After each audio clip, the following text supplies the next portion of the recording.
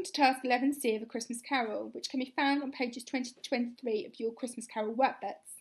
The first task asks us to read through 4 extracts from A Christmas Carol and consider how looking back at the past helps Scrooge to make changes within his character. In Stave 1 of A Christmas Carol, Scrooge is depicted as a miserly and mean character who only cares about money. He is considered to be a squeezing, wrenching, grasping, scraping, clutching, covetous old sinner. Dickens repeatedly references the cold when describing Scrooge, for instance with the frosty rime upon his head.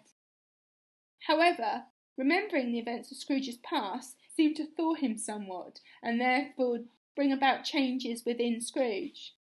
The first extract we will be looking at is Scrooge as a child. This is the first place in which the ghost of Christmas past takes Scrooge. I'll start by reading that now. Then, with a rapidity of transition very foreign to his usual character, he said in pity for his former self, "Poor boy," and cried again. "I wish," Scrooge muttered, putting his hands in his pocket and looking about him after drying his eyes with his cuff. "But it's too late now." "What is the matter?" asked the spirit. "Nothing," said Scrooge. "Nothing. There was a boy singing a Christmas carol at my door last night. I should have liked to have given him something. That's all." In this extract, we see Scrooge look back at his old life and pity for the boy he once was. He comes out with the sentence, "poor boy," when referring to himself, and we know because it states here that it was very foreign of his nature, so this is not the usual reaction we would expect of Scrooge, which is already suggesting that we're bringing about some kind of change within him. The flashback also evokes him into tears, which he was later seen withdrawing with the cuff of his sleeve. Yet, as he feels empathy for himself as a boy, we also experience a glimmer of care to another, as he looks back at his reactions last night to the Christmas caroller who came knocking and says that I should like to have given him something. This is all suggesting that Scrooge is reflecting on his decisions and seeing how he could change and wishing that he had reacted differently, therefore suggesting that seeing these past events is causing a change within Scrooge already. The second extract is when Scrooge's little sister comes to collect him after the father has finally said that he can return home. I'm going to read that one now. I opened, and a little girl much younger than the boy came darting in, and putting her arms around his neck and often kissing him, addressed him as her dear, dear brother. "I have come to bring you home." "Dear brother," said the child, clapping her tiny hands and bending down to laugh. "To bring you home. Home, home. Home, little fan?" "Yes," said the child, brimful of glee. "Home for good and all. Home forever and ever. Father is so much kinder than he used to be, that home's like heaven. He spoke so gently to me one night when I was going to bed that I was not afraid to ask him once more if you might come home, and he said yes, yes you should, and sent me in a coach to bring you. And you're to be a man," said the child, opening her eyes, "and you are never to come back here. But first we're to be together all the Christmas long and have the merriest time in all the world. You are quite a woman, little Fan," exclaimed the boy. She clapped her hands and laughed, and tried to touch his head, but being too little, laughed again, and stood on tiptoe to embrace him. "Always a delicate creature, whom a breath might have withered," said the ghost. "But she had a large heart." "So she had," said Scrooge. "You're right. I will not gainsay it, spirit. God forbid." "She died a woman," said the ghost, "and had, as I think, children." "One child," Scrooge returned. "True," said the ghost. "Your nephew?" Scrooge seemed uneasy in his mind, and answered briefly, "Yes." In this extract, Scrooge gets to see his sister who has since died. The reader is permitted to see a glimpse into Scrooge's childhood, which seems to have been somewhat lacking in love and warmth, and allows the reader to understand why Scrooge may have become out the way he has. Yet, as the extract ends, the reader is reminded that whilst Fan is no longer with Scrooge, she has had a child, and makes reference to the one child. Scrooge tells us this directly. And we assume after this section that he has then started thinking about Fred, who we met earlier in Stave 1. However, later Scrooge is seen as being uneasy in his mind and answering briefly with a yes when the spirit says your nephew. This suggests that perhaps Scrooge is looking back at how he reacted to Fred earlier on, how he's probably reacted to Fred previously, and regretting this interaction and thinking about his sister and how she was and regretting those decisions that he has made.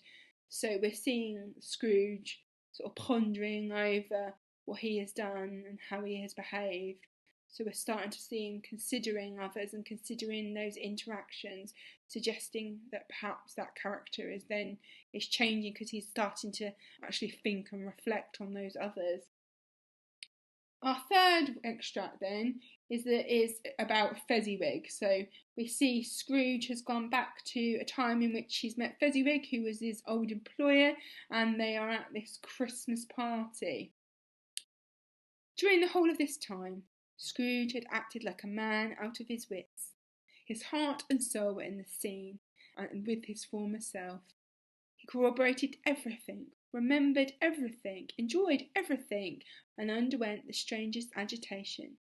It was not until now, when the bright faces of his former self and Dick were turned from them, that he remembered the ghost, and became conscious that it was looking full upon him, when the light upon its head burnt very clear. "A small matter," said the ghost, "to make these silly folks so full of gratitude." "Small?" echoed Scrooge. The spirit signed to him to listen to the two apprentices, who were pouring out their hearts in praise of Fezziwig, and when he had done so, said, "Why is it not? He has spent but a few pounds of your mortal money, 3 or 4 perhaps. Is that so much that he deserves his praise?" "It isn't that," said Scrooge, heated by the remarks, and speaking consciously like his former and not his latter self. "It isn't that, spirit. He has the power to render us happy or not unhappy, to make us service light or burdensome, a pleasure or a toil. Say that his power lies in his words, and looks in things so slight and insignificant that it is impossible to add and count them up. What then? The happiness he gives is quite as great as if it cost a fortune." He felt the spirit's glance and stopped. "What's the matter?" asked the ghost. "Nothing particular," said Scrooge.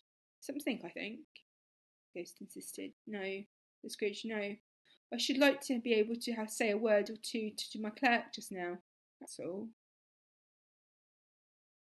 So the recollection of Fezziwig's Christmas party seems to have a powerful effect on Scrooge and reminds him that it's not about the money. So we have the spirit in this section sort of talking to him and saying to him, why are we praising this man when he's just spent 3 or 4 pounds of mortal money on things? Why is he getting all this praise? He doesn't really deserve it. Kind of in a Scrooge kind of way is what we're hearing from the spirit. However, the way in which Scrooge comes back is he's reminded by Fezziwig's interactions that it's not all about the money, in which he returns to the spirit and says to him that there's something more about it, that employees have a bigger purpose, and he explains to the ghost that they have the ability to render a person happy or unhappy, that they can make their life full of woe and burden, or they can make it a pleasure or a toil. So he's saying, they hold so much hope and have so much power to impact someone, depending on how they interact. And here we're seeing that interaction. We're seeing Fezziwig again have that interaction on Scrooge. He then seems to consider that for these people, the 3 or 4 pounds Fezziwig said offer more than they cost. That he said that this happiness constitutes a fortune.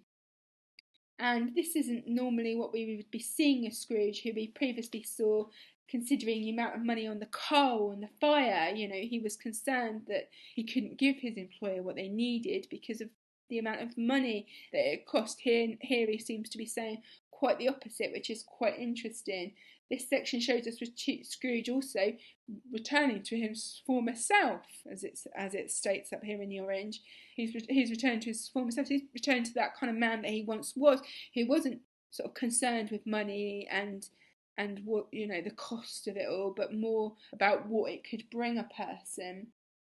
Indeed, the event itself makes Scrooge think of his own treatment of his own employer, Bob Cratchit. And at the end of this section here, we see Scrooge going, well, he wishes he could have a word with his clerk and say something to him. Maybe this could be suggesting that perhaps that Scrooge is regretting the decisions and what he says to him, and realising the value and changes he could make for this man's life that he was fortunate enough to have when he was employed by Fezziwig. So our last extract then is going to be when we meet Belle, which is Scrooge's previous fiancée, and she's got to this point in which she's going to break things off with him because she's not quite happy in this relationship anymore, so she decides it needs to end. So we're going to read this section now. He was not alone, but sat by the side of a fair young girl in a mourning dress, in whose eyes there were tears, which sparkled in the light that shone out of the ghost of Christmas past. It matters little, she said softly, to you very little. Another idol had displaced me, and it can cheer and comfort you in time to come, as I would have tried to do. I have no just cause to grieve. What idol has displaced you? He rejoined. Golden one. This is the even-handed dealing of the world, he said. There is nothing on which it is so hard as poverty, and there is nothing it professes to condemn with such severity as the pursuit of wealth. You fear the world too much, she answered gently. All your other hopes have merged into the hopes of being beyond the chance of sordid reproach. I have seen your nobler aspirations fall off one by one, until the master's passion, gain, engross you. Have I not? What then? He retorted. Even if I have grown so much wiser, what then? I am not changed towards you. She shook her head. Am I? Our contract is an old one. It was made when we were both poor and content to be so, until in good seasons we could improve our worldly fortune by our patient industry. You are changed. When it was made, you were another man. I was a boy, he said impatiently.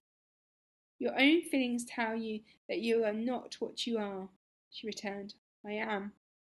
That which promised happiness when we were one in heart is fraught with misery now that we are two. How often and how keenly I have thought of this. I will not say it enough that I have not thought of it and can release you. Have I ever sought release? In words? No, never. In what then? In a changed nature, in an altered spirit, in another atmosphere of life, another hope as its great end, in everything that made my love of any worth or value in your sight. If this had never been between us, said the girl, looking mildly but with steadiness upon him, tell me, would you seek me out and try to win me? Oh, no. So Belle, in this extract, decides to end the engagement that she and Scrooge have, and does so due to the change which she has seen occur within Scrooge. As she says to him, you are not what you were, suggesting that he's somehow changed. He's not the man that she'd made this contract with originally. She also makes reference to it was a time when they both had very, very similar views, when they were both content with being poor, suggesting that Scrooge is no longer content with being poor, again reflecting back on how much he's changed since they've kind of been together, since they made this kind of agreement.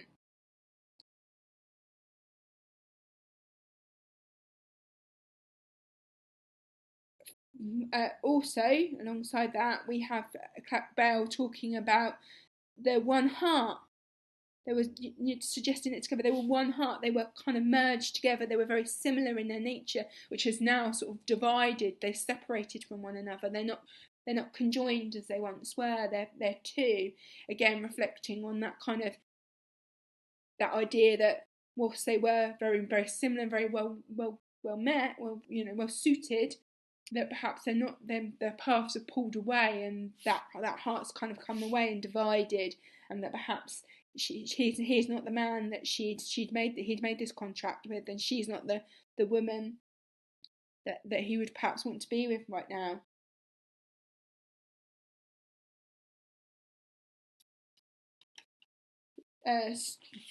Scrooge, unfortunately, does not seem to protest anything that Belle says in this section, as he says, seems to see it much as maybe perhaps that Belle is actually saying very much the truth here in this section, that perhaps when she says, "Tell me, would you seek me out and try to win me now?" that perhaps Scrooge is thinking, no, I wouldn't, because we aren't the people we were.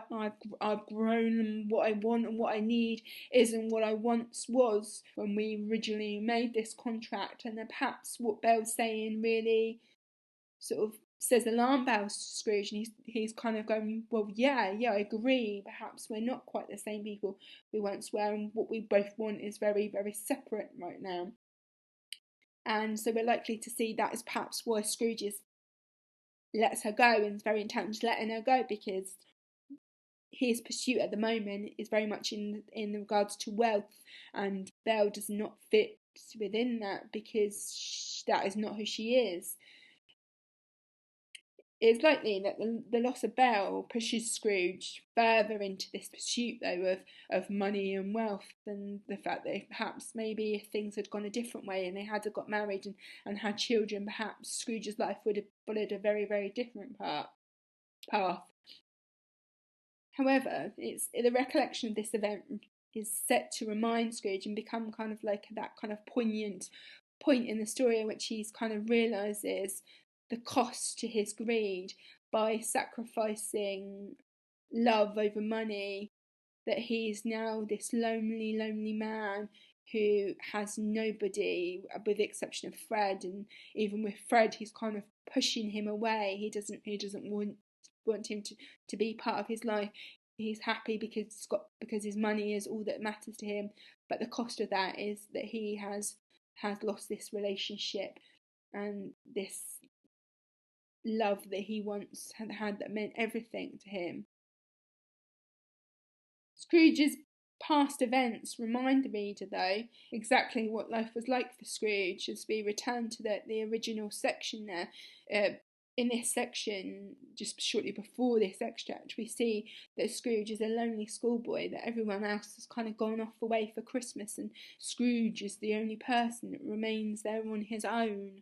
And it seems like that this is a common occurrence for Scrooge, to be sort of sat there on his own with just his books for his kind of company, allowing us to feel a little bit of empathy for Ward Scrooge, because we see he's just a boy here, and he's just kind of been let down and left alone. And so when it moves on to the section in which Fran comes to get him, we feel even more empathy towards him, because we get to see a little bit of an insight from what Fran says about how life is for Scrooge and how it would have been, as she sort of makes reference to that she's come to collect him. That trying to find the section where he says father is so much kinder than he used to be, suggesting that perhaps previously when Scrooge was there, father was not a kind character. Maybe he was quite stern and harsh to Scrooge, and perhaps life living in this home would not have been pleasant. But now Fran is suggesting that home's like a heaven, so suggesting that it's gone from one extreme to another. It's made that kind of huge jump. And then she continues to sort of reiterate this idea to us that he talked gently to her, maybe suggesting that he is normally quite firm and harsh with his children, and she's obviously asked him many a time for Scrooge to return home, but he's clearly often refused her until this one instance where she's plucked up the courage to ask him again, and she says, "I was not afraid to ask him one more time," and she does, and she's lucky enough that he says, "Yes, yes, go get him. We're going to bring him home." So here we get to see, that Scrooge has not led the most pleasant of life in that section. And this sort of builds up some kind of empathy towards Scrooge as we kind of build through it. These sections provide some possible reasons for why he is maybe the unpleasant life he had. He didn't want to live that, and he wanted to be very different from that. But unfortunately, it's led him in this pursuit for wealth, which has kind of evidently taken him down a very, very similar path to that of his father. But yet they kind of like create a sense of empathy in which we realise perhaps Scrooge is not solely responsible for the way he is and the way he's turned out. Anyway, I hope that some of this has been a bit helpful to you and it's given you a bit of insight into how you could approach these kind of questions. Thanks for listening.